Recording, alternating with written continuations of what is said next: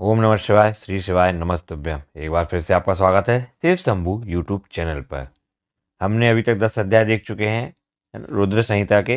अब हम देख रहे हैं रुद्र संहिता का खंड 1 का 11वां अध्याय, जिसमें शिव की पूजन विधि तथा फल की प्राप्ति के बारे में बताया गया है। ऋषि बोले, हे सूत जी, अब आप हम पर कृपा कर हमें ब्रह्मा जी व नारद के संवादों के अनुसार शिव पूजन की विधि बताइए, जिससे भगवान से प्रसन्न होते हैं। ब्राह्मण, क्षत्रिय, वैश्य और शूद्र आदि चारों वर्णों को शिव पूजन किस प्रकार करना चाहिए? आपने व्यास जी के मुख से जो सुना है, कृपया हमें भी बताइए। महर्षियों के ये वचन सुनकर सूत जी ने ऋषियों द्वारा पूछे गए प्रश्नों का उत्तर देते हुए कहना आरंभ कर दिया। सूत जी बोले, हे मुनीश्वर, जैसा आपने पूछा है वह बड़े रहस्य की बात है। मैंने इसे जैसा सुना है उसे मैं अपनी बुद्धि के अनुसार आपको सुना रहा हूँ। पूर्व काल में व्यास जी ने सनत कुमार जी से यही प्रश्न किया था। फिर उपमन्यु जी ने भी इसे सुना था और इसे भगवान श्री कृष्ण को सुनाया था।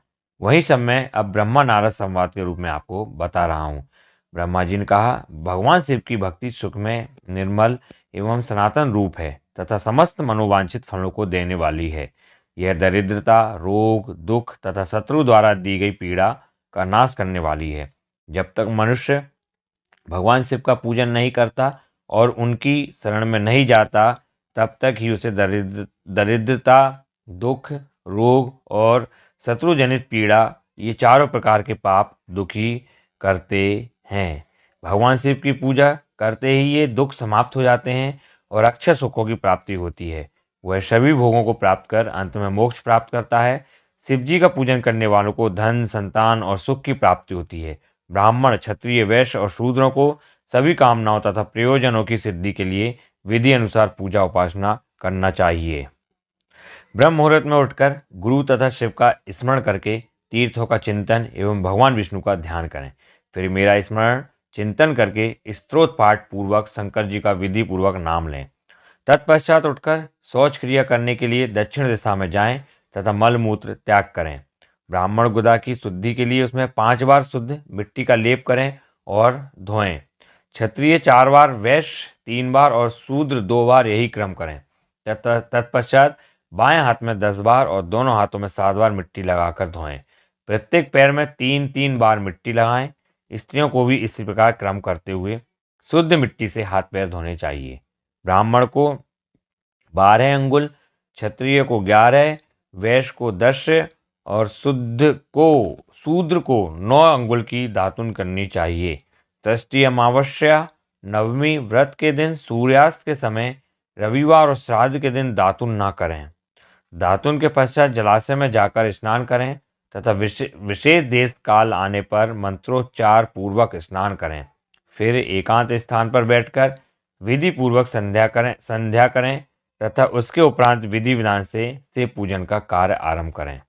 तदुपरांत मन को सुस्थिर करके पूजा गृह में प्रवेश करें तथा आसन पर बैठें। सर्वप्रथम गणेश जी का पूजन करें, उसके उपरांत शिव जी की स्थापना करें। 3 बार आचमन कर 3 प्राणायाम करते समय त्रिनेत्रधारी शिव का ध्यान करें। महादेव जी के 5 मुख, 10 भुजाएं और जिनकी स्फटिक के समान उज्ज्वल कांति है, सब प्रकार के आभूषण उनके श्री अंगों को विभूषित करते हैं तथा वे बांधंबर बांधे हुए हैं। फिर प्रणव मंत्र अर्थात ओंकार से शिव जी की पूजा आरंभ करें। पाद, अर्घ्य और आचमन के लिए पात्रों को तैयार करें। 9 कलश स्थापित करें तथा उन्हें कुशाओं से ढककर रखें। कुशाओं से जल लेकर ही सबका प्रक्षालन करें। तत्पश्चात सभी कलशों में शीतल जल डालें। खस और चंदन को पाद पात्र में रखें। चमेली के फूल, शीतल, चीनी, कपूर, बड़ की जड़ तथा तमाल का पूर्ण बना लें और आचमनीय के पात्र में डालें। इलायची और चंदन को तो सभी पात्रों में डालें। देवादिदेव महादेव जी के सामने नंदीश्वर का पूजन करें।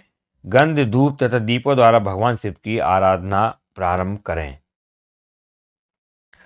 सजोधातम प्रपधामी मंत्र से शिव जी का आह्वान करें। ओम वामदेवाय नमः मंत्र द्वारा भगवान महेश्वर को आसन पर स्थापित करें। फिर ईशान सर्वविद्या नाम मंत्र से आराध्य देव का पूजन करें। पाद और आचमनीय अर्पित कर अर्घ्य दें। तत्पश्चात गंध और चंदन मिले हुए जल से भगवान शिव को विधि पूर्वक स्नान कराएं तत्पश्चात पंचामृत से भगवान शिव को स्नान कराएं। पंचामृत के तत्वों दूध, दही, शहद, गन्ने का रस तथा घी से नहलाकर महादेव जी के प्रणव मंत्र को बोलते हुए उनका अभिषेक करें। जल पात्रों में शुद्ध व शीतल जल लें।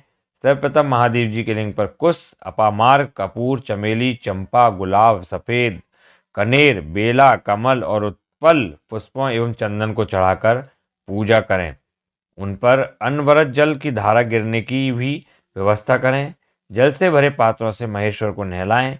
मंत्रों से भी पूजा करनी चाहिए। ऐसी पूजा समस्त अभीष्ट फलों को देने वाली होती है। पावमान मंत्र, रुद्र मंत्र, नील रुद्र मंत्र, पुरुष सूक्त, श्री सूक्त, अर्थवर्षीव मंत्र, शांति मंत्र, भारुण मंत्र, स्थानांतर मास, मृत्युंजय मंत्र एवं पंचाक्षर मंत्रों से पूजन करें। शिवलिंग पर 1 सहस्त्र या 100 जलधाराएं गिराने की व्यवस्था करें। स्फटिक के समान निर्मल, अविनाशी, सर्वलोक में परम देव जो आरंभ और अंत से हीन तथा रोगियों के औषधि के समान है, जिन्हें शिव के नाम से पहचाना जाता है एवं जो शिवलिंग के रूप में विख्यात है, उन भगवान शिव के मस्तक पर धूप, दीप, नैवेद्य और तांबूल आदि मंत्रों द्वारा अर्पित करें। अर्घ्य देकर भगवान शिव के चरणों में फूल अर्पित करें। फिर महेश्वर को प्रणाम कर आत्मा से शिव जी की आराधना करें और प्रार्थना करते समय हाथ में फूल लें। भगवान शिव से क्षमा याचना करते हुए कहें, हे कल्याणकारी शिव, मैंने अनजाने में अथवा जानबूझकर जो जप, तप, पूजा आदि सत्कर्म किए हों, आपकी कृपा से वे सफल हों। हर्षित मन से शिव जी को फूल अर्पित करें। स्वास्तिक वाचन करें। अनेक आशीर्वाद ग्रहण करें। भगवान शिव से प्रार्थना करें कि प्रत्येक जन्म में मेरी शिव में भक्ति हो तथा शिव ही मेरे शरणदाता हो। इस प्रकार परम भक्ति से उनका पूजन करें। फिर सपरिवार भगवान को नमस्कार करें।